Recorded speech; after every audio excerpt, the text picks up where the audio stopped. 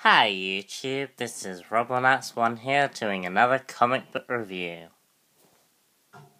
Because that is just what I do. And I'm cool.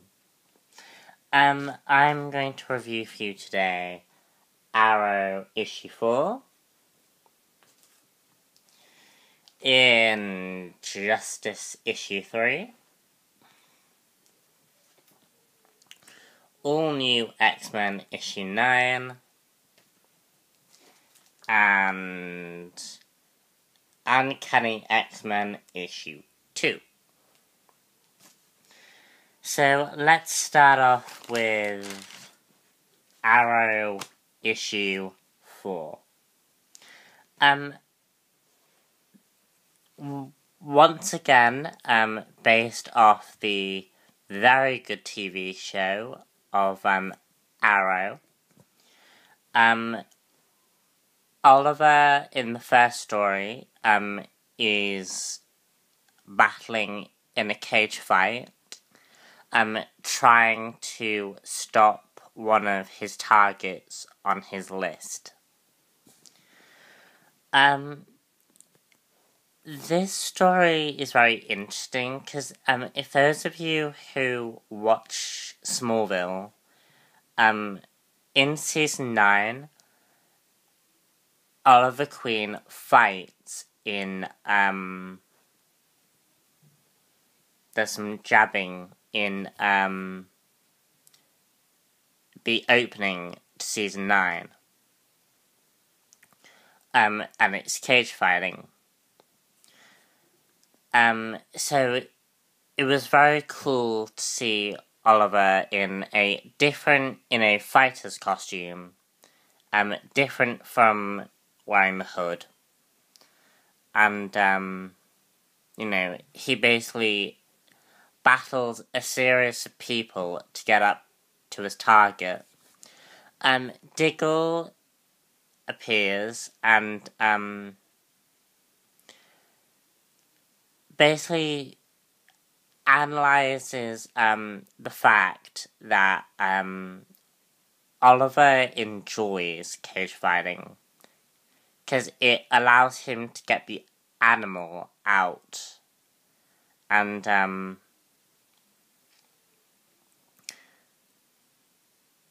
Diggle obviously understands Oliver more than the show lets on, because Diggle knows when Oliver is lying. So that was kind of interesting.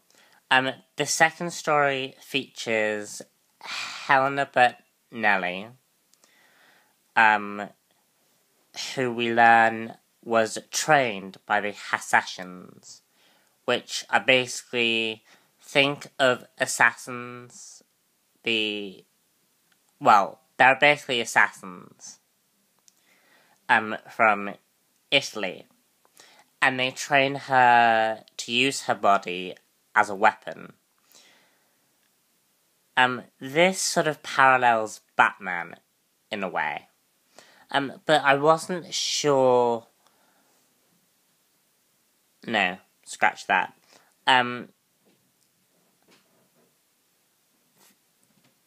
The story takes place before the events of Helena's first 2 appearances. And she's being trained before,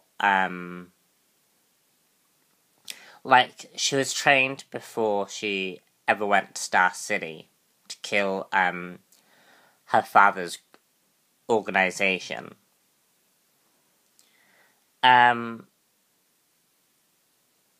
The story was okay. It was nothing special. And the final story was,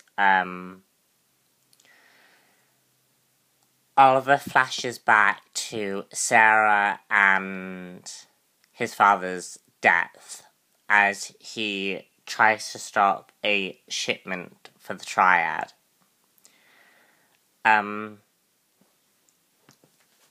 The story was good. I really only get these comics simply for the add-on, so it gives the show more padding. The show is a lot more better than the comic book, unfortunately. But for some reason I still get it, so I don't know. My next one for you is Uncanny X-Men.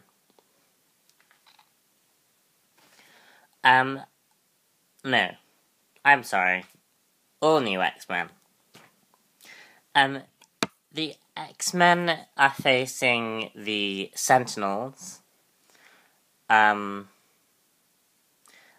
we start getting a growing distrust among the team members.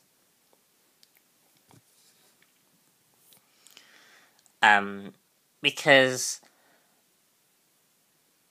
since the team has come back from where they were, the team have suffered a lot of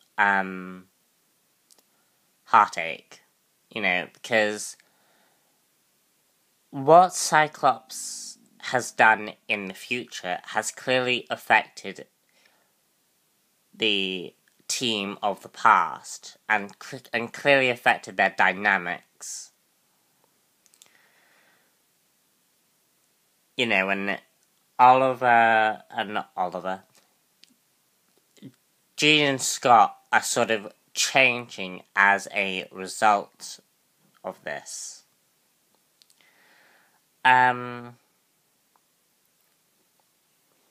We have Professor Kitty Pryde training the original X-Men, which is very, very interesting because normally it would be the reverse. And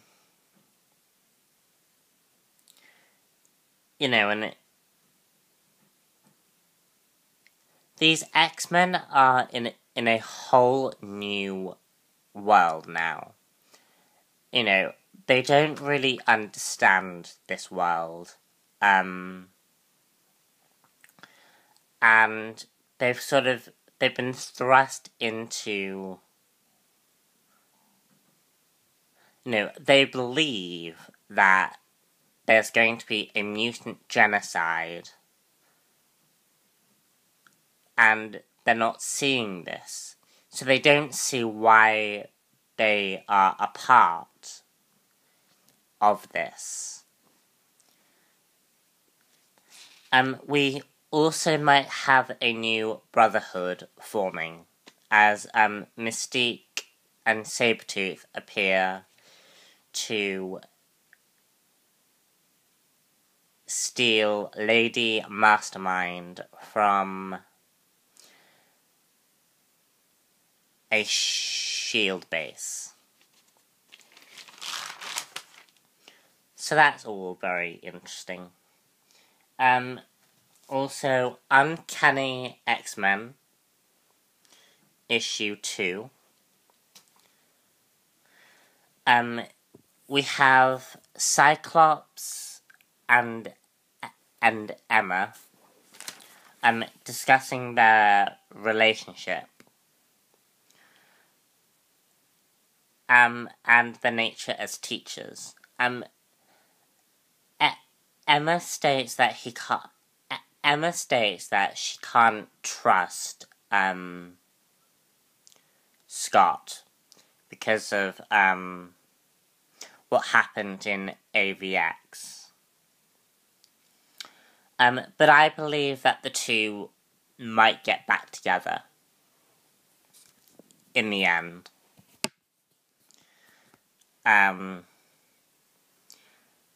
Also, we see some new characters like Fabio and Eva and the rest and that healing guy. they're obviously the New Mutants. They're the new students. And it's quite interesting because they're learning about the threats that the X-Men have faced. And they're being thrust into a world they don't understand. Kind of like the original X-Men. Bendis has done a very, very good job on both of these comics.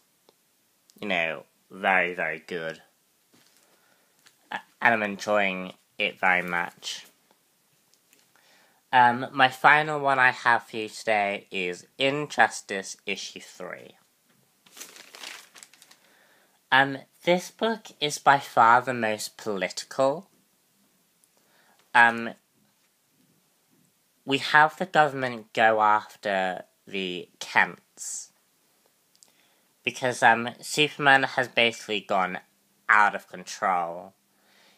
He's ordered a ceasefire on all of the countries, and any who refuse, Superman goes after. And also the government goes after the Kents, and they employ Mirror Master. So the Justice League help Clark by going after the Central City villains. Which was very, very good and very, very interesting. And then finally in part 2 of this, we have the God of War fighting Wonder Woman. Because he believes that if Wonder Woman and Superman ever got together, Superman, that they would basically become a power couple who would become unstoppable.